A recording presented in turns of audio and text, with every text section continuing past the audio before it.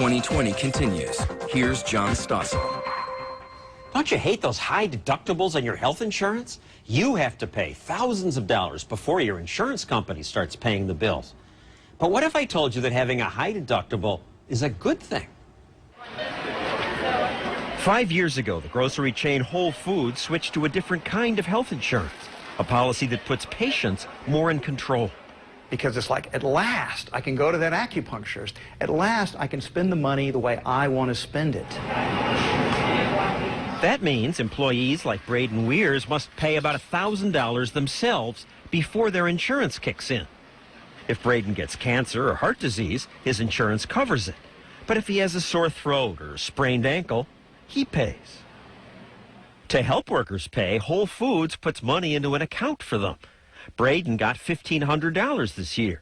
If he doesn't spend it on medical care this year, he keeps it, and the company adds more next year. And I have plenty of money left over so I can go get my new prescription glasses at the end of the year. HSA puts you in control. Most companies call these accounts HSAs, health savings accounts, or health reimbursement accounts. So you try this new system, and what happened? Our cost went way down. How y'all doing today? But some employees were mad. They said, "We want our full coverage back."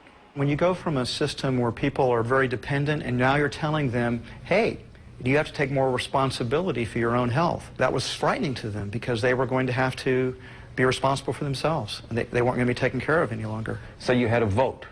The result was 77% of the team members voted for the health plan that we have today. Our CEO, John Mackey.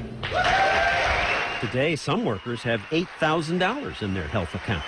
And then that's their money. It builds up over time. And so that's great because the money is compounding for them. I can save up my money and afford to have a child later on. He controls the money. And as the money builds up, it can cover all sorts of future out-of-pocket expenses. And it changed behavior. They start asking how much things cost. They may not want to go to the emergency room if they wake up with a hangnail in the middle of the night. They may schedule an appointment now. They didn't ask what things cost before. Why should they? Somebody else is paying for it. Thank you so much. When she went to the doctor, marketing director Marianne Buttrose never used to ask. Well, how much will this cost? Because it didn't matter. And I'll get someone to help. And now it matters to me because it's my money. It's my money. Since it's her money, some people worried that health savings accounts will discourage people from getting care they need. You don't get preventive care. You don't go to the doctor when you've got something you think might be wrong. Maybe they economize by not getting health care that they need. The premise in those kind of questions, John, are that people are stupid. They're not smart enough to make these decisions for themselves. It's sort of an elitist attitude. The individual is the best judge of what's right for the individual. And most individuals are making smart choices. People who have these high deductible health insurance policy take a lot better care of themselves. They'd have more yearly physicals because they're saying if I keep myself healthy, in the long run, I'm going to be spending less money. Sherilyn Schmidt used her account when she wanted to get a physical. Since it was her money, she shopped around. She found prices varied by hundreds of dollars. If I had regular insurance, I would have never called around and asked for prices. I would have just walked in, showed my card, said, I need a physical, and they would have given me a physical. And I don't even really know what they would have given me because I would walk in and say, I need a physical, and they would say, okay, well, this is what a physical entails, done. And the fact that she was paying changed the way she thought about that physical. I started thinking, well, what am I getting for this price? For $1,200, what am I getting? I hear some doctors are saying, gee, nobody's ever asked me that before. Yeah, and they don't often know. I mean, that shows you how dysfunctional our healthcare system is, that people don't have the vaguest idea how much they're spending on healthcare, close to the closest $10,000 or $20,000 often when they go to the hospital. And the sellers don't have any idea what it cost. We know what H-E-B is selling broccoli for right now, so we have to reflect our prices to the competition. But in healthcare, no one's trying to think, yeah, I'm going to cut 5% below that price so I can increase my business. Some say healthcare is different. It's too complex.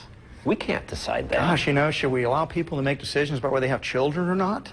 I mean, that's a pretty important responsibility, having children. But I don't know anything about cancer treatments, which ones I should have. I don't know anything about cars. But if I go buy a Toyota or an Audi or a Lexus, I know I'm going to get a pretty good automobile because competition ensures that it'll be that way. Which is why Americans buy Toyotas instead of Trabants. Of course, cars and cancer are different, but where there is competition, information resources like consumer reports and websites spring up to help consumers make decisions. As a sliver of competition has entered healthcare, similar resources are appearing rating doctors and hospitals. My favorite is this Espresso Sierra. John Mackey says this competition will improve healthcare, except so far, not enough people shop for it. The doctor doesn't feel compelled to compete on price. The doctor doesn't worry that he's going to lose that business to a competitor down the street. So there really isn't any price competition going on.